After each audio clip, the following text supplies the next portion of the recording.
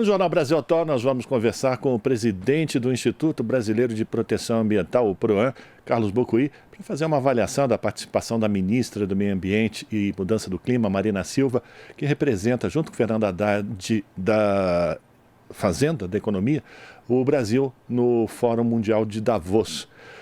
Carlos, muito bom dia, obrigado pela tua participação. Tudo bem com você? Tudo bem, e com vocês? Tudo. Prazer estar aqui para falar sobre Davos dessa vez, né? Pois é, vamos falar então sobre a participação da ministra Marina Silva.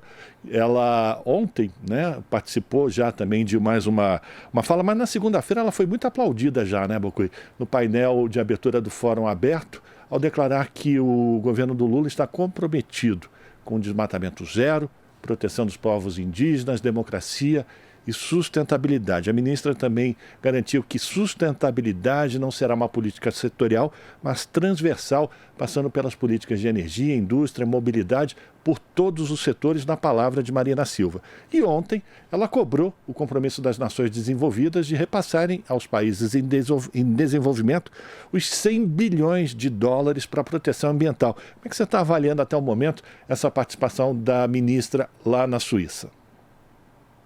Olha, eu acho que o discurso está correto. Primeiro, é porque ela estabelece alguns parâmetros que são essenciais para a discussão de sustentabilidade. Em primeiro lugar, ela reafirma a democracia no Brasil, isso é importante, como um elemento de estabilidade interna do país. Em segundo, ela coloca as metas de sustentabilidade, principalmente relacionadas à Amazônia, que são a grande cobrança internacional que o Brasil tem um débito aí com relação ao não cumprimento das metas desde a Conferência de Paris, né? E, por outro lado, eu acho que a coragem, né? Essa atitude corajosa da Marina de cobrar do mundo os 200 bilhões de dólares, na verdade não são 100, mas são 200, os que o mundo precisa para resolver o problema das mudanças climáticas, que foi debatido na última conferência da COP27, sob a característica de perdas e danos, né, onde os países vulneráveis eles têm que ser auxiliados para que eles possam ter um sofrimento menor diante das mudanças climáticas, né? O que as nações acordaram na COP21, na Conferência de Paris, foi 100 bilhões de dólares, mas a necessidade é o dobro. E veja que, se a gente comparar com o orçamento militar global de 3 bilhões de dólares, isso representa, 200 bilhões de dólares, representa apenas de 5 a 8% do volume gasto em questões militares, não é? Então, quando se pensa de onde vem o dinheiro existe, né? Ele está sendo utilizado para outras finalidades que não as finalidades essenciais que a humanidade necessita. Pois é, e aí, falando especificamente do Brasil, o Fundo Amazônia, a ministra também está buscando esses 100 milhões de dólares para que sejam colocadas em práticas essas políticas. Porque realmente a gente não pode perder isso de vista, né, essa dimensão, porque você não faz uma política transversal a partir de todos esses setores, energia, indústria, mobilidade, com esse viés de sustentabilidade, se você não colocar recursos para mitigar, ou, enfim, desenvolver outras formas de utilização enfim, desses setores. Então, dinheiro é necessário para fazer isso. É verdade, porque quando a gente fala de proteção da Amazônia, você tem, por um lado, uma criminalidade dentro da Amazônia numa proporção enorme. Nós estamos falando de 3 milhões de quilômetros de estradas clandestinas, 1.600, 1.700 campos de pouso clandestinos, né? Quer dizer, essa desconformidade que demonstra uma criminalidade generalizada vai precisar de muito recurso para comando e controle, para monitoramento, para fiscalização, para fortalecer a ação da Polícia Federal, né? O pedido de apoio para a Interpol, porque tem dinheiro de paraísos fiscais financiando essa criminalidade, tem que equipar os órgãos ambientais, como o IBAMA e outros elementos que possam, não só da área federal, mas dos estados, dos municípios, para que você tenha uma fiscalização com inteligência integrada, né? Isso é necessário. Mas é preciso muito recurso financeiro para conseguir mudar os rumos da economia dentro da Amazônia para uma bioeconomia, ou seja, para uma economia que seja baseada nos recursos da natureza. E esse é um ponto de transformação do ponto de vista econômico que tem que ocorrer na Amazônia, para que ela possa perseguir a sua verdadeira vocação, né? Ela tem que se realizar nesse DNA, que é o DNA da Amazônia, que é o DNA da biodiversidade. Então, são dois elementos, além de uma gestão territorial adequada, através de fiscalização, você tem ainda políticas públicas que têm que ser criadas e implementadas para transformar o modelo de economia e, portanto, transformar a mudança de comportamento da sociedade na região. E já está mais do que provado, né, Carlos, de que quando você faz investimentos de qualificação, de capacitação dessas populações ribeirinhas, o resultado aparece, né? E essas pessoas, essas populações, são também aliados na proteção efetiva dos territórios. É verdade, quando você tem populações que estejam preparadas, envolvidas, trabalhando com, por exemplo, você tem exemplos na Amazônia, como a questão do açaí e outros elementos que foram feitos com o extrativismo sustentável, né, que demonstraram que a rentabilidade é enorme. Além disso, a Amazônia ela tem uma característica que é a da biodiversidade ainda não catalogada, onde você tem inúmeras possibilidades para uso farmacológico, outras expectativas que são altamente lucrativas para a realidade brasileira, no sentido de aumentar até o avanço tecnológico global, né? Então, tudo isso só será possível se você envolver as comunidades no processo de proteção, onde a floresta ela permaneça em pé e, ao mesmo tempo, em alguns pontos, que não todos, mas você possa praticar um extrativismo sustentável, você possa mudar o modo da economia, que não é aquele modo que foi praticado no governo anterior, que era a terra arrasada para colocar gado ou para plantação, para o agronegócio, né? Mas de uma forma de uso do território muito mais adequado para a sua vocação, né? Então, isso só será conseguido realmente com o envolvimento da sociedade local. E é preciso também deixar muito claro, né, Carlos, que não apenas as ações que envolvem diretamente o Ministério do Meio Ambiente de Mudança Climática, mas, por exemplo, no caso da Amazônia, essas operações de garimpo ilegal, de corte de madeira ilegal, exigem investimentos pesados. É muito dinheiro que é colocado também para levar essas máquinas, que são máquinas muito grandes, inclusive, com um custo de operação muito alto. Essas pessoas, essas operações são financiadas por gente que já tem dinheiro. É preciso também rastrear o dinheiro e encontrar quem são os investidores dessa tragédia, né? Exatamente. Nesse aspecto, não só você tem um fluxo interno de capital, mas grande parte daquilo que é implementado no mundo de operações ilegais, clandestinas, como, por exemplo, a pesca ilegal, não é? 70% dos barcos pesqueiros ilegais, eles são financiados por paraísos fiscais, quer dizer, é um dinheiro que vem sem digitais, onde você não pode identificar a origem, e que ele é utilizado para uma alta rentabilidade, porque ele não está preocupado com a lei, ele é predatório, né? Ele apenas expolia. Então, a identificação desses capitais precisaria, na Amazônia, não só uma ação da Polícia Federal, mas também da Interpol, no sentido de fazer essa identificação e, em última instância, o Brasil deveria trabalhar de uma forma muito forte para acabar com essa perspectiva da não identificação dos capitais que vêm a partir de paraísos fiscais, né?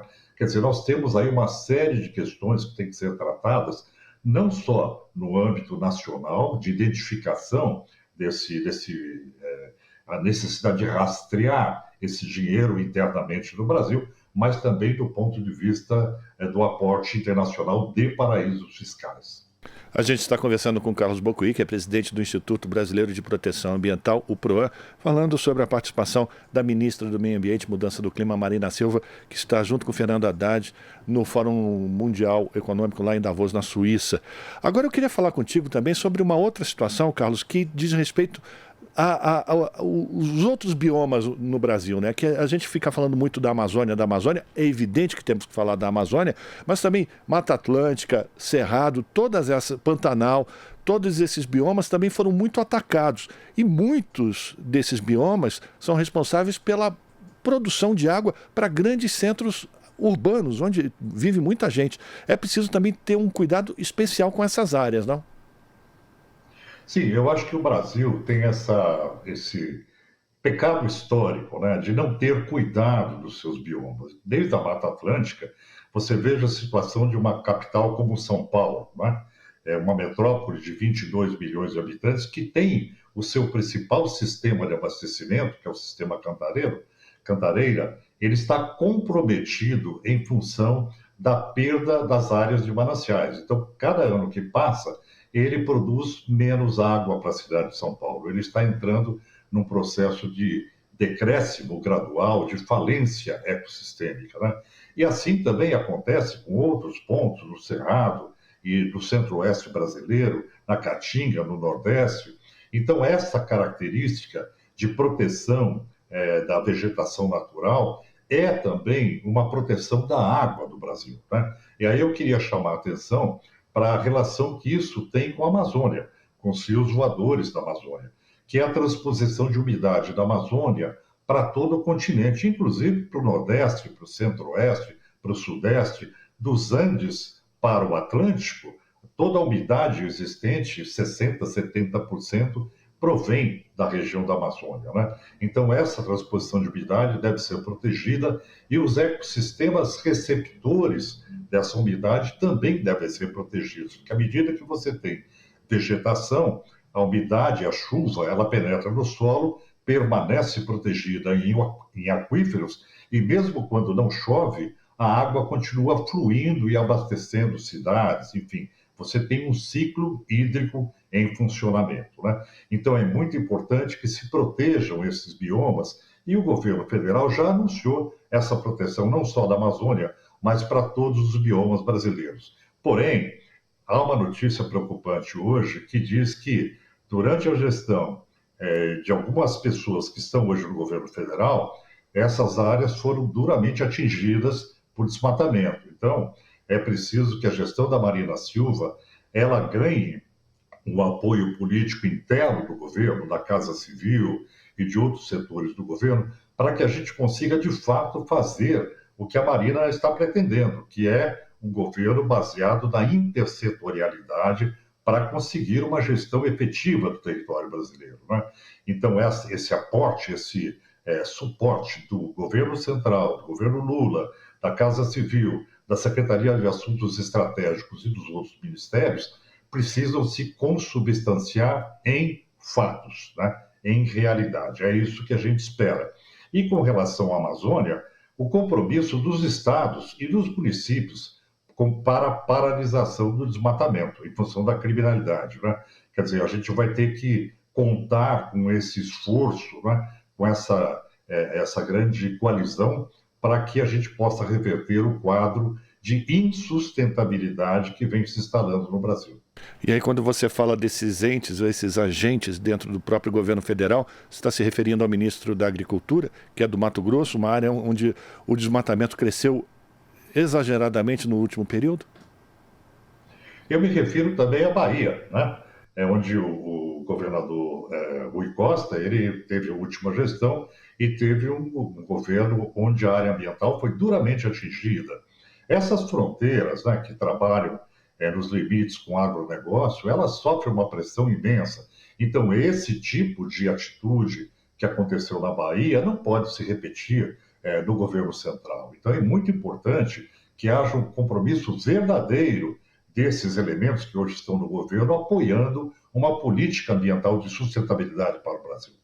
A gente está falando de diversos aspectos, né, Carlos Bocuí, sobre a capacitação, sobre a sustentabilidade das populações que vivem nesses ambientes, mas é preciso também retomar os processos de controle tecnológico. As imagens de satélite ajudam enormemente nesse processo de preservação desses biomas. Eu queria que você falasse também dessa retomada da ciência dentro do governo Lula. Olha, sem inovação tecnológica, sem capacidade tecnológica, pouco se faz num país que tem a dimensão continental que o Brasil tem, não é?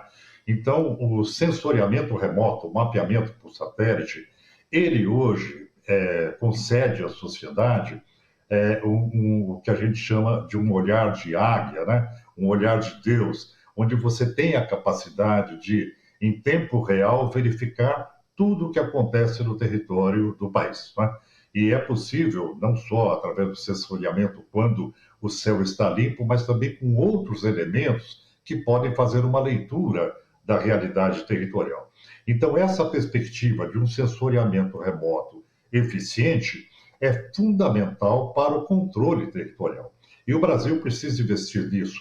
Nós lutamos muito, nos últimos 2 anos principalmente, para que não se cortasse a verba do Instituto Nacional de Pesquisas Espaciais, do INPE, que ele tem não só o condão de monitorar o território brasileiro, mas também tem a perspectiva de prevenir desastres, né?